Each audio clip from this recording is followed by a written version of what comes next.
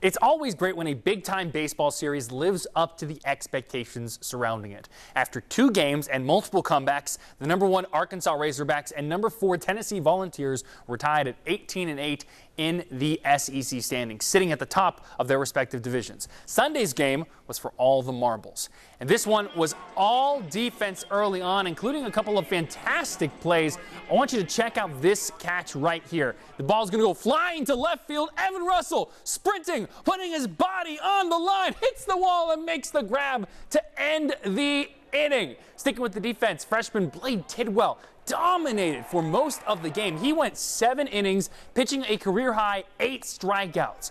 UT didn't get its first hit, though, until the 4th inning, but finally scored in the 5th. Max Ferguson hits this to the shortstop, but gets Pete Durkee a chance to go home.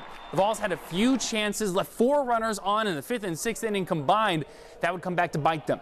Arkansas adds a run in the top of the 7th, 8th, and 9th inning. You see the first one here, a sac fly deep to center field. Luke Lipsius picked up an RBI in the bottom of the 9th, but UT ran out of comeback magic. 3-2 the final in Lindsey Nelson. Tennessee has passed moral victories, but they did learn something from this and the Vanderbilt series. It didn't go our way today, and it didn't go our way against Vanderbilt on Sunday, but at the end of the day, we put the #1 team on the ropes for 3 days straight.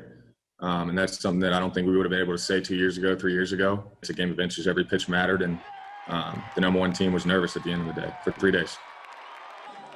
After the game, the 2 head coaches, Tony Vitello and Dave Van Horn, were seen in a pretty fiery exchange. Here's what Vitello said about the incident after the game. You know, he had some things to say, thought we did a good job, and, it was an excellent series and all that. And probably poor timing on my choice, but brought up some off the field stuff that really is not a big issue. So that's probably more I should say about it, but that's kind of what transpired. The 2 did speak together for a few minutes after the team huddles as well. Sign me up for another series between these 2. Maybe College World Series, Super Regionals? We'll see. So now Tennessee is 18-9 in SEC play this season. Its only series loss is coming to Vanderbilt and Arkansas, who are both in the top 5.